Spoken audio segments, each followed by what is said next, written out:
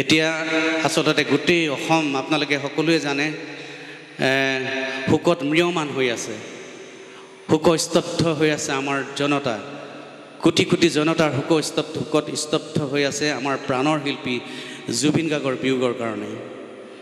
কাহানিও আমি ভবা নাছিলোঁ, কল্পনা কৰা নাছিলোঁ আমাৰ মৰমৰ শিল্পীজনে আমাক ইমান অকালতে এইখিনিতে এৰি থৈ যাব। এইকেইদিন আমাৰ কথা ক'বলৈ ভাষা নাথাকে আৰু গান গাবলৈও মই গান গোৱাৰ সময়তো মই গানবিলাক পাহৰি যাওঁ যেতিয়া তেওঁৰ কথা মনত পৰে। আমি তেখেতকো এজন পুণ্যাত্মা বুলি ভাবিছোঁ। এতিয়া অসমৰ ৰাইজে যিটো মৰম দিছে, যিখিনি শ্ৰদ্ধা কৰিছে, সেইজনটো এজন পুণ্যাত্মা হ'বই লাগিব। গতিকে জুবিন গাৰ্গ আমি উপলব্ধি কৰোঁ এজন পুণ্যাত্মা আছিলে। সেইজন পুণ্যাত্মাৰ কিন্তু অসমৰ ৰাইজে সান্নিধ্য পাইছিলে, আমিও আংশিকভাৱে হ'লেও আমি সান্নিধ্য পাইছিলোঁ তেখেতৰ, আমাৰ সৌভাগ্য আছিলে। কিন্তু সেই পুণ্যাত্মাজন আমাৰ প্ৰাণৰ শিল্পী জুবিন গাৰ্গ আমাৰ মাজৰ পৰা হেৰাই গ'ল।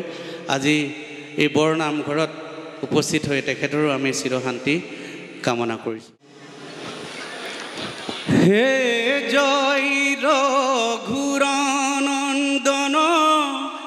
হে ৰাঘৱ ৰামে জয় ৰঘুৰনন্দন হে জয় ৰঘুৰনন্দন হে ৰাঘৱ ৰামে জয় ৰঘুৰনন্দন। কিনো ভাগ্য কিনো ভাগ্য কিনো ভাগ্য কিনো ভাগ্য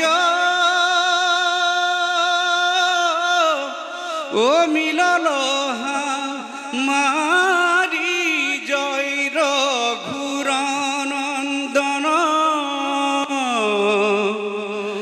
নিৰিমল ৰাঙা পদ পেখিলো তো ভাৰি জয় ৰঘুৰনন্দন হে ৰাঘৱ ৰামে জয় ৰঘুৰনন্দন।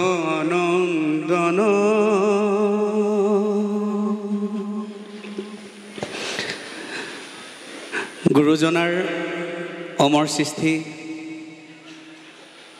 অসমীয়া সংস্কৃতি বৰঘৰ নামঘৰত আসনস্থ হৈ থকা আমাৰ অতিকে শ্ৰদ্ধাৰ বয়োজ্যেষ্ঠ ধৰ্মপ্ৰাণ ভকত বৈষ্ণৱসকল, আইসকল, আমাৰ লগতে বহি থকা অতিথি হিচাপে অহা আমাৰ অতিকে শ্ৰদ্ধাৰ শিক্ষাবিদ বিদ্যানন্দ বৰকাকতিদেৱ, আমাৰ অসমৰ জনপ্ৰিয় ছাত্ৰ নেতা, আমাৰ অতিকে মৰমৰ মোৰ ককাইদেউ স্বৰূপ শৰৎ হাজৰিকাদেৱ, আমাৰ অতিকে শ্ৰদ্ধাৰ শিক্ষাবিদ প্ৰাঞ্জল প্ৰতিম বৰা ডাঙৰীয়া, লগতে এই ৰাস মহোৎসৱৰ লগত জড়িত আমাৰ অতিকে শ্ৰদ্ধাৰ আমাৰ ছাৰ ক্ষীৰোদ খনিকৰ ছাৰ, আৰু লগতে আমাৰ অতিকে শ্ৰদ্ধাৰ অসমৰ দিহানামৰ সম্ৰাট মোৰ ভাতৃপ্ৰতিম বন্ধু, মই ভাইটি বুলিয়ে কওঁ, কমলা গগৈ ভাইটি, লগতে বিভিন্ন প্ৰান্তৰ পৰা অহা তথা এই চাৰেংবাসীৰ ভক্তপ্ৰাণ ৰাইজ, আৰু লগতে আমাৰ অতিকে গণতন্ত্ৰ চতুৰ্থ স্তম্ভৰ আমাৰ সন্মানীয় সাংবাদিক ভাই বন্ধুসকল, এই অভাজনৰ তৰফৰ পৰা আপোনালোক সকলোলৈ স্নেহ শ্ৰদ্ধা জনাইছোঁ, ভক্তিভৰা সেৱা জনাইছোঁ। আজি এই চাৰিং অঞ্চলৰ কাৰণে আপোনাসৱৰ কাৰণে এটা আনন্দৰ দিন বুলি মই উপলব্ধি কৰিছিলোঁ, কাৰণ আজি চাৰিং ৰাস মহোৎসৱ আৰু কলাকেন্দ্ৰীৰ কলাকৃষ্টি কেন্দ্ৰৰ তৰফৰ পৰা এটি গীত বাণীবদ্ধ কৰা হৈছে এই ৰাসখনিৰ কাৰণে আৰু এই পবিত্ৰ নামঘৰৰ পৰাই গোটেই দেশ বিদেশে বিয়পিব এই গীতটো আমাৰ ইয়াৰ প্ৰবল আশা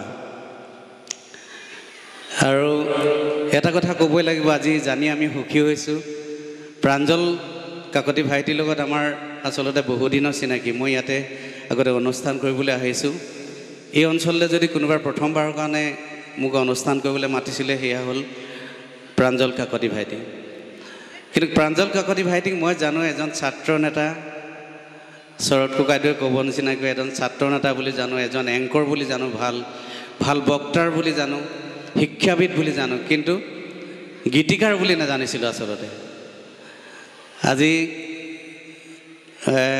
আৰু এজন অসমত এজন গীতিকাৰ আবিৰ্ভাৱ হ'ল বুলি মই ভাবিছোঁ মানে গতিকে প্ৰাঞ্জলৰ কাৰণে এটা জোৰদাৰ হাততালি মাৰি দিলে ভাবৰ আৰু প্ৰাঞ্জলৰ এই জয়যাত্ৰা সদায় অটুট ৰাখক মই তাৰ বাবে অনুৰোধ জনাম প্ৰাঞ্জলক আৰু ক'বলৈ মই বিচাৰিছোঁ মৰমৰ ভাইটি কমলা গগৈ কথা তাৰ আগতে কৈছোঁ এই গীতটিৰ লগত জড়িত আমাৰ যিসকলে বাদ্য সংগত কৰিছে যিসকলে পৰিচালনা কৰিছে গীতটিত যিসকলে কণ্ঠদান কৰিছে সেইসকলক মই কৃতজ্ঞতা জনাইছোঁ ধন্যবাদ জনাইছোঁ আমাৰ তৰফৰ পৰা আৰু লগতে কমলা গগৈৰ কথা কি ক'ম আচলতে আমাৰ বুকুখন ডাঠ হৈ আহে আমি যেতিয়া আপোনালোকে জানে আমি অসমৰ শদিয়াৰ পৰা ধুবুৰীলৈকে বা বিভিন্ন দেশে বিদেশে গীত যেতিয়া পৰিৱেশন কৰি থাকোঁ তেতিয়া আমাৰ চৰ্চা হয় গীতৰ কথা বিয়ানাম আইনাম বনগীত হৰিনাম দিহানাম আদি দিহানামৰ কথা হৰিনামৰ কথা যদি কেতিয়াবা কোনোবাৰ অসমৰ কোনোবা প্ৰান্তত যদি বা দেশ বিদেশৰ কোনোবা প্ৰান্তত যদি কেতিয়াবা ওলায় তেতিয়া আমাক হঠাতে কোনোবা এজনে সোধে এই যে কমলা গগৈ বোলা মানুহজন যে বৰ ধুনীয়াকৈ দিহানাম গায় আপোনালোকৰ ফালে নেকি বাৰু তেতিয়া আমি কওঁ আমাৰ ফালে নহয় আমাৰ একদম কাষতে বুলি কৈ দিওঁ অলপমান দূৰ হ'লেও মই আমাৰ ওচৰতে মোৰে ভাতৃ প্ৰতি বন্ধু এনেকৈ বুলি আমি চিনাকি দিওঁ গতিকে কমলা গগৈৰ কাৰণে আমাৰ বুকুখন একদম ডাঠ হৈ আহে গতিকে কমলা গগৈৰ কাৰণে একদম জোৰদাৰ হাততালি এটা মাৰি দিয়কচোন ৰাইজ এই অঞ্চলৰ আমাৰ গৌৰৱ আৰু শেষত কি ক'ম আজি এই পবিত্ৰ নামঘৰত মোক প্ৰাঞ্জল কাকতি আৰু আমাৰ ৰাস মহোৎসৱৰ এই কলাকৃষ্টি কেন্দ্ৰই মোক আপোনালোকৰ আশীৰ্বাদ ল'বলৈ অকণমান সুবিধা দিলে আৰু এই এটা কথা মই সদায় কওঁ আজি যে মই এনেকুৱা এটা অনুষ্ঠানত উপস্থিত হ'ব পাৰিছোঁ বা প্ৰাঞ্জলক সেই নেদেখাজনে মোক মাতিবলৈ পঠালে ইয়াৰ সেই ভগৱন্তৰ কৃপা বুলি মই ভাবি লৈছোঁ আপোনালোকে জানে মই একেবাৰে এখন দুখীয়া ঘৰত জন্ম একেবাৰে ভিতৰুৱা এখন গাঁৱত জন্ম হয়তো ইয়াত এনেকুৱা এজন মানুহ নাই যিটো দুখত মই জীৱন পাৰ কৰিছিলোঁ মই ঘৰে ঘৰে ভিক্ষা মাগি ফুৰিছিলোঁ মোৰ মাৰ লগত মই ঘৰে ঘৰে ভিক্ষা মাগি ফুৰিছিলোঁ আৰু যেতিয়াৰ পৰা মই হালৰ মুঠিত ধৰিব পৰা হ'লোঁ তেতিয়াৰ পৰা মই বেলেগৰ ঘৰত হালোৱা থাকি থাকি মই ডাঙৰ হৈছিলোঁ আৰু এইটো পৰ্যায় পাম বুলি মই সেই সময়ত কেতিয়াও ভবা নাছিল কিন্তু মোৰ আয়ে যিজনী মোৰ আইৰ লগত মই ঘৰে ঘৰে ভিক্ষা মাগি ফুৰিছিলোঁ সেইজনী আয়ে কিন্তু এদিন কৈছিলে তই কেতিয়াও হতাশ নহ'বি আমি দুখীয়াহে এতিয়া ভাতৰহে দুখীয়া তইতো গান গাব পাৰ তই ভকতসকলৰ পৰা আশীৰ্বাদ ল'বি ভগৱানৰ পৰা আশীৰ্বাদ ল'বি ভকতৰ বেছি গুৰুত্ব দিছিলে মোৰ আয়ে গাঁৱৰ মনীয়া মানুহ ঘৰে ঘৰে ধান বিচাৰি ফুৰা মানুহ আয়ে কৈছিলে তই ভকতসকলৰ আশীৰ্বাদ ল'বি তেতিয়া তই বহুত দূৰলৈ আগবাঢ়ি যাবি আৰু সেই আৰ আশীৰ্বাদতে চাগে আজি আপোনালোকৰ মাজত মই থিয় হ'বলৈ সুবিধা পাইছোঁ এই সুযোগতে মই আপোনালোকৰ পৰা হাতযোৰ কৰি আশীৰ্বাদ বিচাৰিছোঁ যাতে আপোনালোকৰ আশীৰ্বাদৰ দ্বাৰাই অসমৰ শিল্পী জগতখনত মই পুনৰ এখোজ দিব পাৰোঁ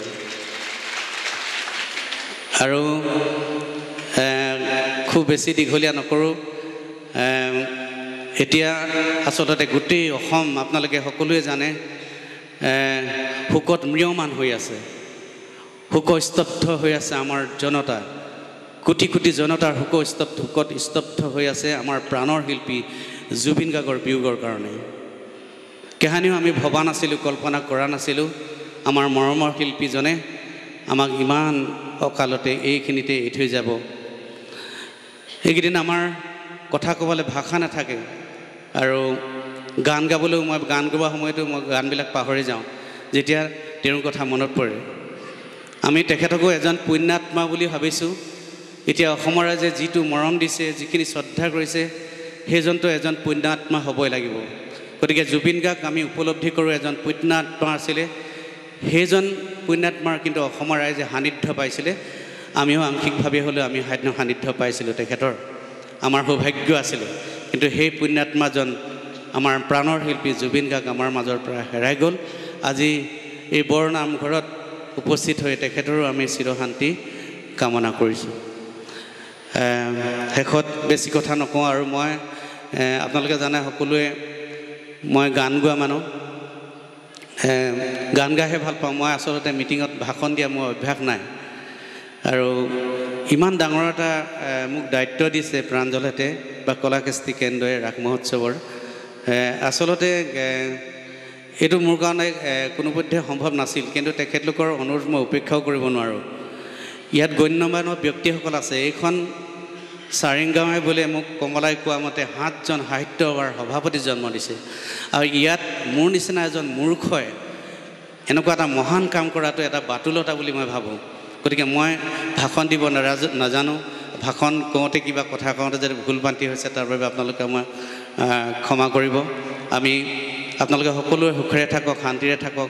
এই পবিত্ৰ নামঘৰৰ পৰা ময়ো আশীৰ্বাদ বিচাৰিছোঁ। আপোনালোকেও ভগৱন্তই কুশলে ৰাখক। আৰু এই গীতটিৰ লগত জড়িত সকলো কলাকৰ্মীয়ে যাতে আগবাঢ়ি যাব পাৰে, তেওঁলোকৰ জয়যাত্ৰা অক্ষুণ্ণ ৰাখিব পাৰে। কমলা গগৈ তেওঁৰ জয়যাত্ৰা অক্ষুণ্ণ ৰাখিছেই আৰু ৰাখক।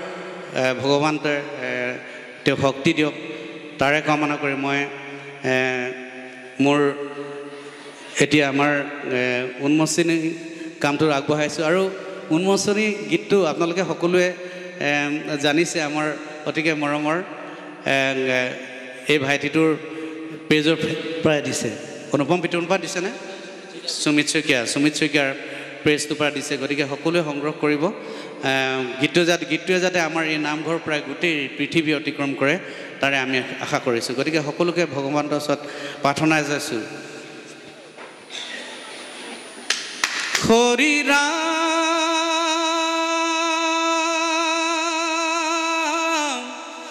হৰি ৰাম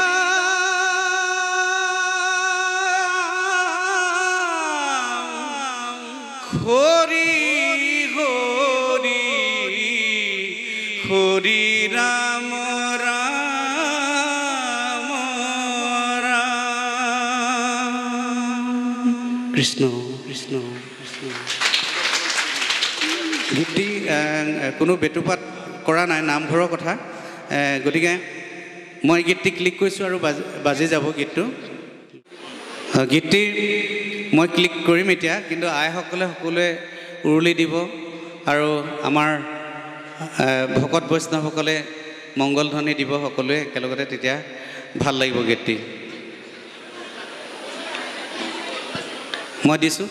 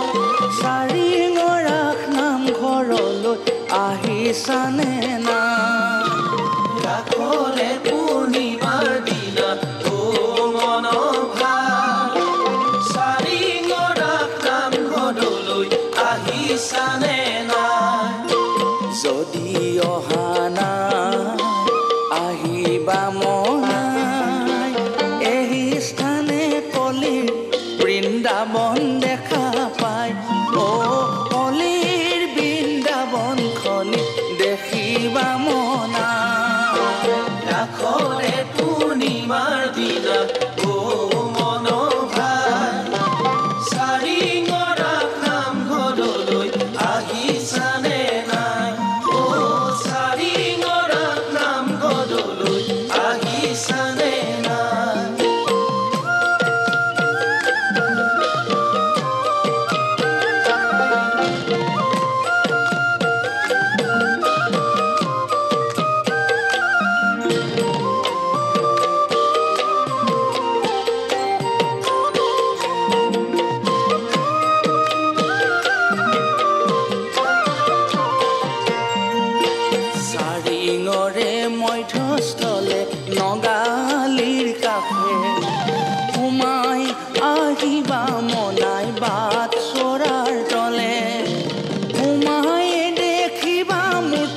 অনন্ত সৰ্জা বকুল তলে যুগল মূৰ্তি কৃষ্ণ ৰাধা ভক্তি ভাৱ হ'ল সেৱা তাতে লৈ চলি যাবা তুমি মনাই নাম গৃহলৈ চলি যাবা তুমি মনাই